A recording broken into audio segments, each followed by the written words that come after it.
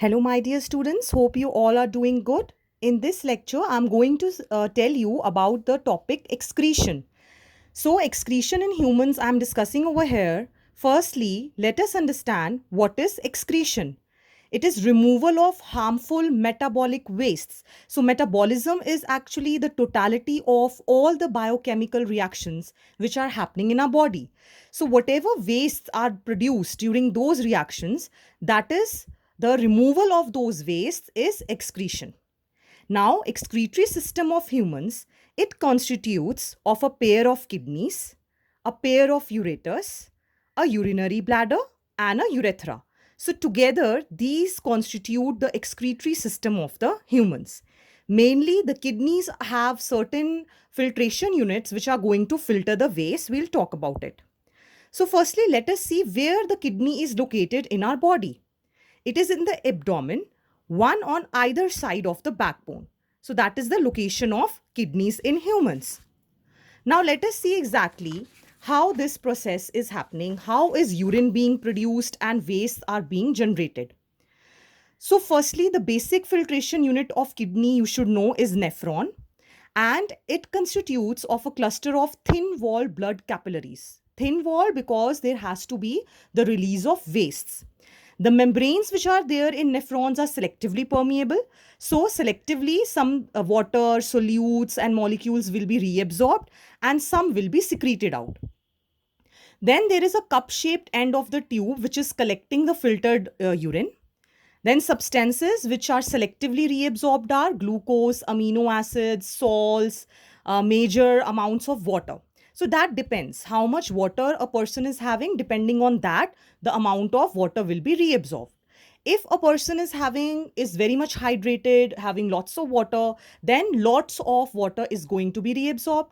And if the person is kind of dehydrated or having less water, then less water will be reabsorbed. Now coming to the bladder, it is muscular and under the nervous control. When it is full, it's give us signals to the brain which gives us the urge to urinate. Now what is the purpose of urine formation? It is to filter out the waste products from the blood. Now firstly, let us look at the structure and how it is happening, how the urine is being formed, we'll study. See, first of all, this is the human excretory system, wherein the left kidney, left ureter, right ureter, then there is the urinary bladder and urethra.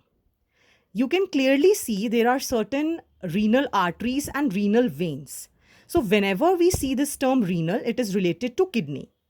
Now, obviously, the kidneys have to be associated with arteries and veins because the blood has to come through here. And in the blood, whatever impurities or water, amino acids, different things are there, has to be filtered out. So, after that, in the kidneys, there are nephrons where the filtration will happen. Then, this will be passed, the waste will be passed through these ureters, finally stored in urinary bladder. Then, it will give the signal to the brain when it is full and released through the urethra.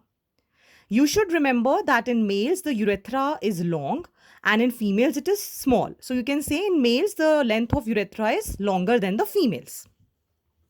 Now coming to this filtration unit, nephron. This is the structure of nephron, children. Here, basically, all the processes of reabsorption, secretion and filtration are being happening. Now see over here, through the renal artery, the blood containing everything, all the solutes, every molecule is being transported over here in this capsule-like structure called as Bowman's capsule. Inside this capsule, there are some type of capillaries which are glomerulus, where the filtration, ultrafiltration is going to happen. Now what is ultrafiltration? It is basically the release of the fine molecules, the exchange of the fine molecules to the selectively permeable membrane, filtering out the wastes. Then this is the proximal distal tubule. These are the tubules. So this is the proximal convoluted tubule. This is the proximal convoluted tubule.